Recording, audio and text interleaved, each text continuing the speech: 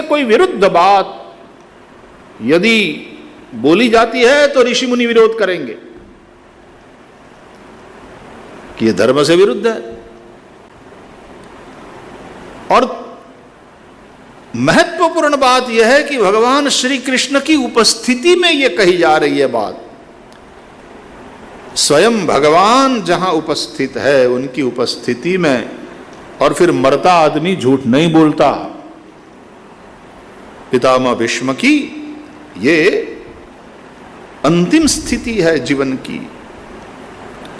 इसलिए पितामह भीष्म ने जो कहा है, एक एक बात 100% सत्य है, क्योंकि धर्मज्ञ ऋषियों की उपस्थिति में कहा गया है। स्वयं धर्म के ज्ञाता, वक्ता, प्रवक्ता और धर्म के अभिरक्षिता भगवान द्वारकानाथ प्रभु की उपस्थिति में कही गई बात है। और तीसरी बात कि ऐसा अनुभवी व्यक्ति, ऐसा अनुभवी महापुरुष और फिर मरने वाला झूठ नहीं बोलता। अतः इसमें जो कहा गया है, इसमें लेश मात्र शंका की कोई गुंजाइश ही नहीं है। अतः विष्णु सहस्त्र नाम में हमारी बड़ी श्रद्धा है। और आद्य शंकराचार्य भगवान ने भी कह दिया, गेयम गीता नाम सहस्रम ध्येयम श्रीपति रूपमजस्रम नेयम सज्जन संगे चित्तम देयम दीन जनाय च वित्तम। तो गेयम गीता और नाम सहस्रम, तो एक गीता जो भगवान के द्वारा कही गई और एक सहस्र नाम जो भगवान के भक्त भीष्म के द्वारा बताए गए, और दोनों महाभारत में।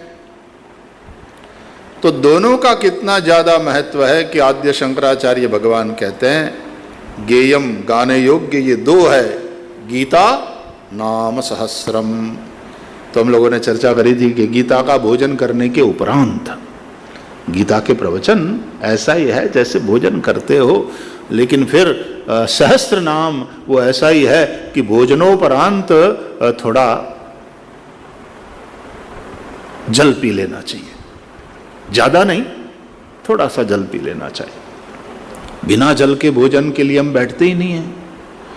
हमारे यहाँ तो सबसे पहले जो ग्लास है उसमें या लोटा है तो उसमें जल भरा जाता है, पहले जल, और फिर भोजन परोसा जाए। लेकिन यदि जल ही नहीं है तो भोजन का प्रारंभ ही नहीं कर सकते, क्योंकि जल की आवश्यकता है। तो हम पाणीनी धारावाળી दही એમાં છાંટી બ્રહ્માર્પણ કરી અને પછી આચમન લઈ शिखा मोचनम कृत्वा, ये पहले पंचकवल करके आचमन लेकर शिखा मोचन करके और तब भोजन किया जाता है। हमारे एक संत पुनीत के शिष्य थे, बड़े अच्छे, श्याम भगत। पुनीत महाराज के बड़े अच्छे आख्यानकार थे और गुजरात में एक समय उनका जमाना था और रात्रि व्याख्यान होते थे संत पुनीत महाराज के। हजारों की संख्या में लोग उन विभिन्न आख्यानों का आनंद लेते थे। और संत पुनीत स्वयं भी इतने अच्छे कवि, और उनके रचित पद, ये जो जय काना काड़ा प्रभु नटवर नंदलाला आरती गाई ने अपने, ये संत पुनीत ने रखेली है। इसलिए नेति वेद पुकारे पुनीत शू गावे, जय काना काड़ा। तो संत पुनीत की, और पूरी रामायण इस तरह से पद में लिखी है, भागवत लिखी है। मतलब वो जमाना था संत पुनीत का, हजारों की संख्या में, और रात्रि में लोग वो व्याख्यान सुनते, और कई लोग भगवत अभिमुख हुए पुनीत महाराज के चलते। और उनके शिष्यों की पूरी एक लंबी फौज तैयार हो गई। तो उसमें राम भक्त भी थे, श्याम भक्त भी थे, नरहरि भक्त भी जी थे, और बहुत लंबी फौज थी। तो राम भक्त से कभी कभी मिलना होता था, उनके भी बड़े अच्छे अच्छे पद। और श्याम भक्त भी, वो तो कई कथाओं में साध में भी रहे, श्याम बापा हम कहते थे। बड़ी उम्र हो गई थी उनकी भी, लेकिन कथाओं में साथ आते। वो बड़े विनोदी थे, राम भक्त भी बड़े विनोदी थे। तो सुबह 5:30 बजे जब उठते, हम जागते तो श्याम बाबा को जगाते, बाबा जय श्री कृष्ण। तो हम टूकू पंच्यू પહેરીને સૂતા હોય, શરીર ખુલ્લું હોય તો ગોદડું બદડું અથવા તો શાલ આમ હટાવી બેઠા થઈ, પછી એના સોડા વોટરની બાટલીના તળિયાના કાચ જેવા જાડા કાચના ચશ્મા આમ ચડાવી અને પાછા અમદાવાદના હતા. કેટલા વાગ્યા ભાઈ પૂછે. એટલે એમ કહીએ ને કે બાપા 5:10 છે, કે સવારના પોરમાં ખોટું બોલવાથી શરૂઆત કરવાની ભાઈ. અલ્યા 5:10 હોય કે 10:05 હોય. तो एक शुरुआती हमारी भोर सुबह विनोद से होती थी. श्याम बाबा की 2 पत्नियां थी. घर पे भी गए तो सबका बोले आ जूनी नो, आ नवी नो. इस तरह से परिचय करा. बड़े, और ये जो हम लोग पहले, आप लोगों को पता है कि कथा के अंत में, खास करके गुजरात में कथाएं होती थी गुजराती में, तो अंत में आश्रय के पद के रूप में हम तो वो गाते, प्रभु तारा शरणों मां अमने तू ले जे, करी ने दया भक्ति तारी तू दे जे. ये श्याम बाबा का लिखा हुआ भजन. उसमें आता है ना अंत में, रसिक श्याम ना नाथ थई ने सुकानी आ नैया किनारे लगावी तू दे जे. सुरदो वो वाला जरा एक बार याद कर ले. प्रभु तारा शरणों मां हमने तू ले जे. प्रभु तारा शरणों हमने तू ले जे. करीने दया भक्ति तारी तू दे जे. करीने दया भक्ति तारी तू दे जे. प्रभु तारा शरणों हमने तू ले जे. प्रभु तारा चरणों हमने तू ले जे. हमें तो सदाना छिए बाळ तारा. हमें तो सदाना छिए बाळ तारा. कदी नाथ अवगुण न जोशो हमारा. कदी नाथ अवगुण न जोशो हमारा. सदा मांगिए नाथ दे जो सुबुद्धि.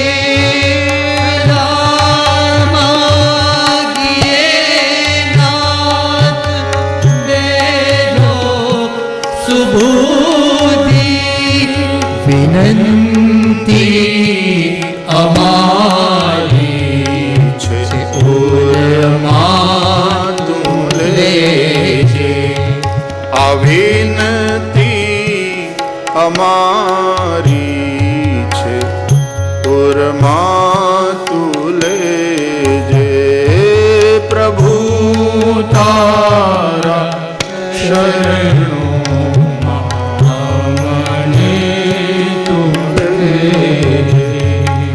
करी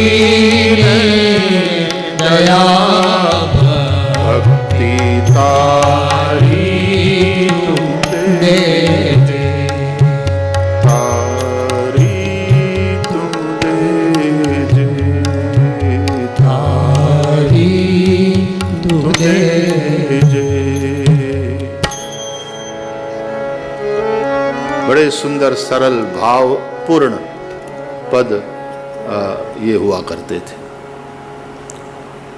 तो मैं क्या कह रहा था उसमें से पुनीत महाराज को हम लोगों ने याद किया। मदद करो, ये मत कहना वो आपकी, आप जानो। ये हमारा दिमाग जो है ना वो थोड़ा जागरण ज़्यादा सह नहीं पाता है, थोड़ा फिर स्लो डाउन हो जाता है। यदि खाना नहीं मिले तो चलेगा, दिमाग को सोना चाहिए। कल तो थोड़ी लंबी चौड़ी तपस्या हो गई, हमारी पीठ भी जवाब देने लगी, तो फिर वो फूल वाला हमारे सब गुरुजी लोग भी बड़े आइडियाबाज है, कुछ न कुछ नहीं। तो भाई श्री बोले ये इससे आशीर्वाद दीजिए, ठीक रहेगा, आपको बहुत ज़्यादा झुकना नहीं पड़ेगा। और बच्चों को भी बड़ा अच्छा लगा वो।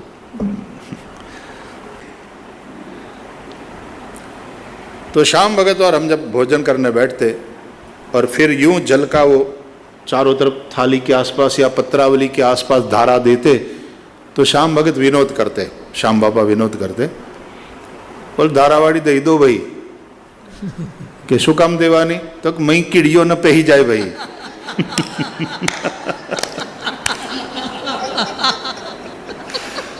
तो पहले एक सुरक्षा कवच बनाओ। तो हमारी बात क्या थी कि बिना जल के तो भोजन ही कैसे होएगा। न तो ठाकुर जी की आरती होती है बिना जल के भोजन भी नहीं है। तो भोजन के लिए जल तो चाहिए। तो यदि गीता का जो ज्ञान है, गीता का उपदेश है, वो वाला भोजन आप लोगों ने किया, तो फिर जलाचमन भी अंत में तो हस्त प्रक्षालनम समर्पयामि, मुख प्रक्षालनम समर्पयामि, मुखे आचमनीयम समर्पयामि, ये करना पड़ता है ना। तो जरा आचमन आपने नहीं किया तो फिर वो उच्छिष्ट है आपका मुंह। तो आजकल के ज़माने में जो आप बीच बाजार सड़कों पर खड़े होकर के खाते हो उसकी तो बात अलग है, लेकिन भोजन की सामान्य विधि यह है और उसकी मर्यादा ये है। तो ये समझ लो आप कि भगवत गीता वो भोजन है, तो उसके साथ साथ विष्णु सहस्त्र नाम वाला जल भी थोड़ा सा आचमन कर लो। तो गेयम गीता और नाम सहस्रम, और दोनों महाभारत से संबंधित है। अच्छा, एक बात और समझ लेना चाहिए, और इसको हम बार बार हर सत्र में रिपीट करते हैं कि भगवान के 1000 नामों पर हम चिंतन तो कर रहे हैं, लेकिन ये नहीं समझना चाहिए कि भगवान के 1000 ही नाम है, 1001वां कोई नहीं, ऐसा नहीं है। नमोस्त्वनंताय सहस्रमूर्तये सहस्र पाद अक्षि शिरो उरु बाहवे। तो उसमें कहा सहस्र नाम ने पुरुषाय शाश्वते सहस्र कोटि युगधारिणे नमः। तो जिनके हजारों रूप है, हजारों नाम है, तो ये सहस्र का अर्थ वहां केवल 1000 ही नहीं करना है, हजारों सहस्र नाम ने पुरुषाय शाश्वते। तो ये जो कुछ प्रगट अप्रगट है वो सब भगवान का ही रूप है। तो प्रगट में तो जितने भी रूप है सबके नाम है, कि भाई ये माइक है, तो ये एक कपड़ा है, कि भाई ये एक चौकी है, कि इसके ऊपर ये पोथी है, कि इसके ऊपर ये माला है, कि ये तुलसी है। जितना रूप है उनका उतना नाम है, और सभी रूप और सभी नाम देखा जाए तो परमात्मा के ही हैं। अतः हजारों ऐसा समझना है। तो उनमें से ये जो 1000 नाम विष्णु सहस्रनाम स्तोत्र के अंतर्गत है, यानि नामानि गौणानि विख्यातानि, तो गुण से युक्त, और प्रत्येक नाम के क्या अर्थ है वो समझेंगे। देखो, बिना अर्थ के हमारे यहाँ नाम नहीं होते। बिना अर्थ का नाम रखोगे तो जीवन में भी वो नाम निरर्थक हो जाएगा। आजकल जो नाम बच्चों के रख लिए जाते हैं, और फिर हम पूछते हैं बच्चों का नाम, और बच्चों की मम्मी बतलाती हो तो तुरंत हम पूछते हैं, अच्छा गूगल बुआ ने रखा है? क्योंकि आजकल गूगल बुआ नाम रखती है कि गूगल से पूछ लिया। और जो नाम कहते हैं अच्छा बेटा उसका अर्थ क्या है, तो वो जो अर्थ बतलाती है वो कहीं भी संस्कृत के अनुरूप होता ही नहीं है। तो खैर एक चलन चल पड़ा है बच्चों का नाम उस तरह से रखने का, लेकिन यानि नामानि गौणानि विख्यातानि महात्मनः, तो भगवान के एक एक नाम का तो अर्थ है, बिना अर्थ के कुछ नहीं है। तो हमने अब तक की यात्रा में, आप बताओ तो लास्ट कौन सा नाम हुआ था? वंशवर्धन। हाँ, वंशवर्धन, वंशवर्धन, वहां तक पहुंचे थे। तो जरा इसके पहले वाला श्लोक देख लेते हैं, 103 नंबर का जरा पाठ कर लेते हैं पहले।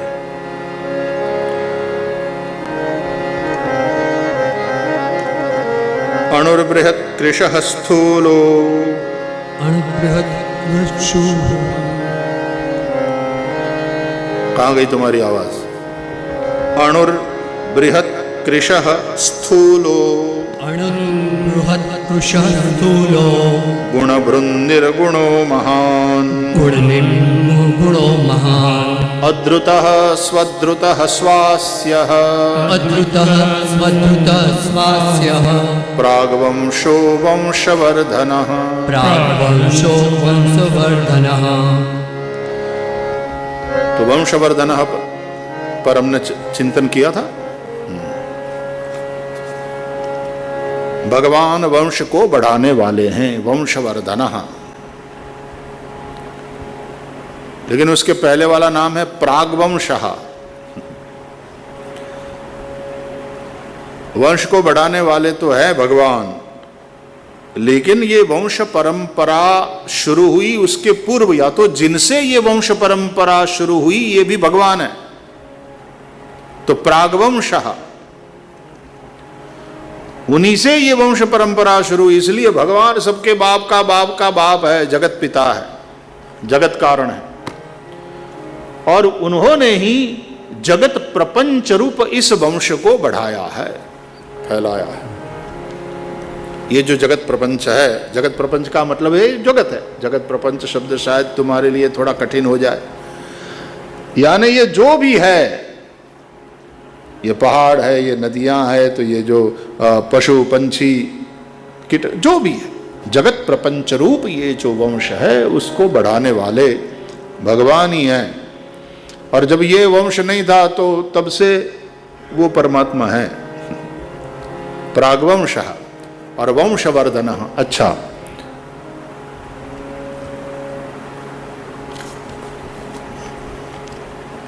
जब अश्वत्थामा ने ब्रह्मास्त्र का प्रयोग किया उत्तरा के गर्भ को मिटाने के लिए,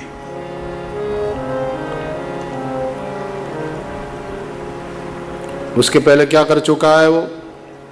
पांडवों के द्रौपदी से हुए 5 पुत्रों का संहार कर चुका है। उससे पूर्व क्या हो चुका है?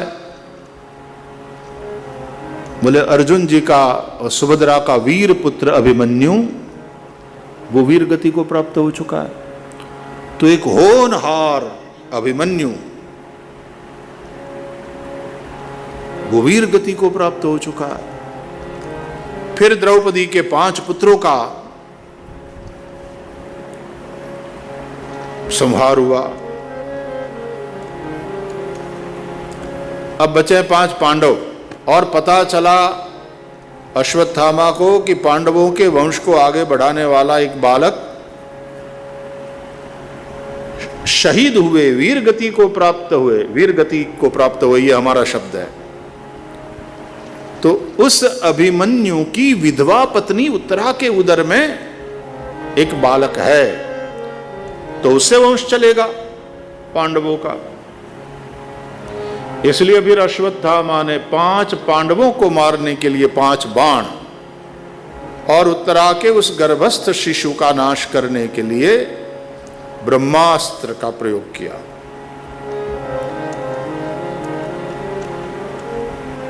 तो फिर से भगवान ने सुदर्शन चला करके 5 बाणों को काट दिया, 5 पांडवों की भी रक्षा करी और वो उत्तरा जो भगवान की शरण में आ गई तो भगवान ने उत्तरा के गर्भस्थ शिशु की भी रक्षा करी, यानी परीक्षित की माता के गर्भ में रक्षा करी, और उस प्रकार से वंश की रक्षा हुई, उसका वर्धन हुआ। तो जो भक्तों के वंश का वर्धन करने वाले हैं, अब उससे उल्टा भी आप समझो। श्रीमद् भागवत के तृतीय स्कंद में कपिलोपाख्यान में, क्योंकि आप लोग लगातार भागवत कथा सुनते हैं, सो इससे संबंधित जहाँ जहाँ वो कनेक्शन बैठेगा भागवत के साथ भी, रामायण के साथ भी, हम वो भी देखते चले जा रहे हैं। तो माता देवहूति जब भगवान की स्तुति कर रही है कपिल की, तो उसमें स्वभृत्य संसार तरोः कुठारम 3 संबोधन है।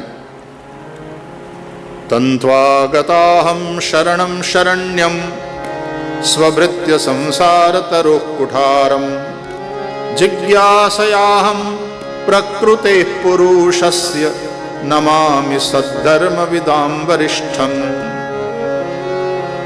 तो 3 बातें कही माँ देवहूति ने। भगवान कपिल की शरण में गई तो कहा, आप अशरण की शरण हैं, सभी निराश्रितों का आप आश्रय स्थान है, अशरण शरण हैं। दूसरी बात कही, आप सद्धर्म को जानने वालों में सबसे श्रेष्ठ हैं, नमामि सद्धर्म विदाम वरिष्ठम। और तीसरी बात करी, स्वभृत्य संसार तरोः कुठारम, अपने सेवक अपने भक्तों के संसार रूपी वृक्ष को काटने के लिए कुल्हाड़ी के समान है। तो संसार वृक्ष का छेदन करते हैं।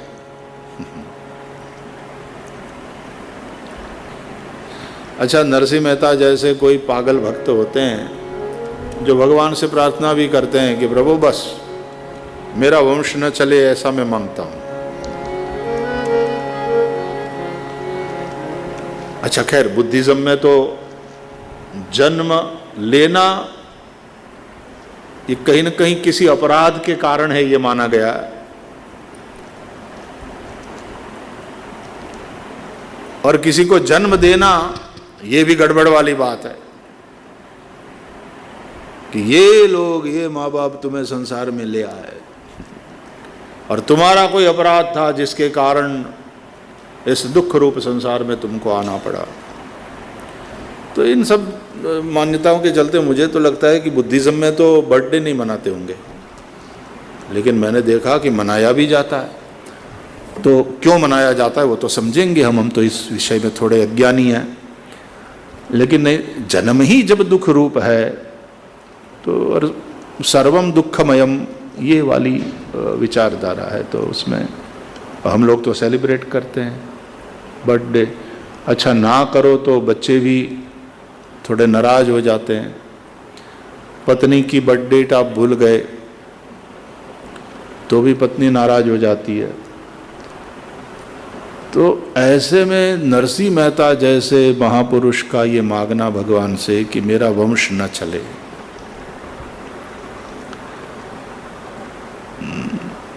भगवान वंशवर्धन है, लेकिन वंश की वृद्धि करने वाले भगवान क्या वंश को मिटाते नहीं हैं? कईयों के वंश को मिटा भी दिया। नरसिंह मेहता जैसे भगवान के भक्त भगवान से मांगे कि मेरा वंश न चले, वो एक भूमिका है। लेकिन ऐसे दुष्ट लोग, आगे फिर हम चर्चा करेंगे, आगे वाले श्लोक में भगवान का नाम आएगा क्षामः। तो समय पर प्रजा का नाश करने वाले हैं, ये इसका अर्थ होता है। लेकिन वो मिटाने वाले भी हैं।